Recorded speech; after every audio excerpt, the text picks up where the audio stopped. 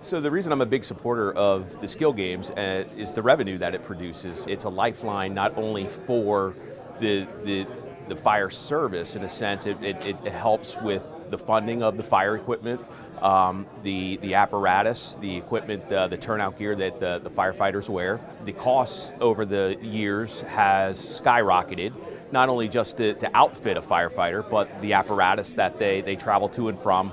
The cost nowadays, can be anywhere from $600,000 to $1.4, $1.5 million. The money, the revenue that's produced by the skill games goes towards that, and without that, that's a lot of chicken barbecues that you would have to make up to try to make up for the lost revenue if you didn't have the skill games. Without that revenue, it could have a bad effect or an outcome on the public safety of the community. With that lack of funding, it would be a lack of proper attire, proper equipment to be able to go out and protect the community. If the fire companies were not allowed to have skill games as a revenue for the department, it could have two outcomes on the company or the department. One, ultimately, the fire company could close, or two, it could be passed back onto the taxpayers through the municipality they live in. They could have a tax to keep the fire company open.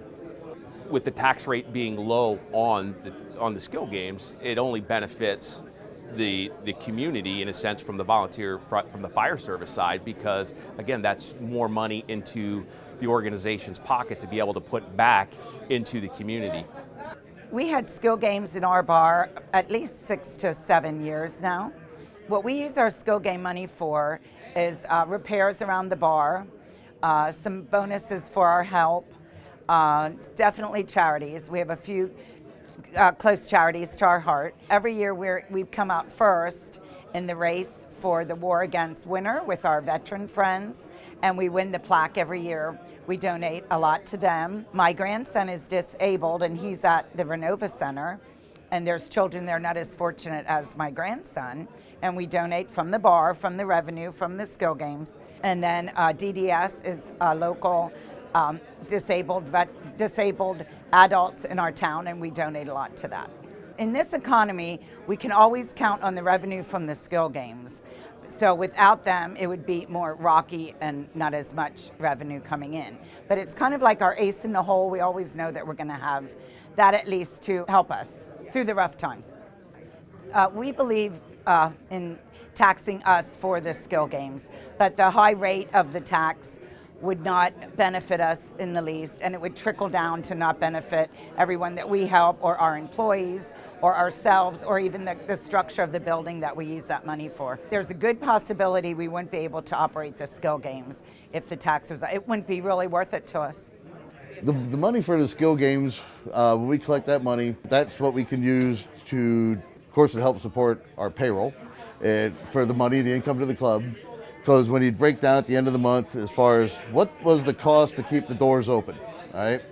What's my workman's comp insurance? What's my liability insurance? What's my payroll? How much money do we spend a week on beer and on liquor? The money that we generate with that not only helps pay the bills to keep the doors open, but we're one of the few clubs, as far as being a VFW, Legion, or an AMVETS, where we can offer our staff insurance.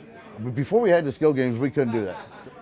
Because of the skill games, we finally got to renovate our club, which was originally built, the building was built in '72. We finally got to rebuild the club 50 years later. We finally got to do our first renovation to the club, but it took 50 years to get there. So in 2022, we did a remodel of the club. A lot of people, we doubled the size of the bar. The square footage is the same. We were able to triple the size of our kitchen, which before was just a little standard like galley kitchen in the house, to now we can actually have a commercial kitchen.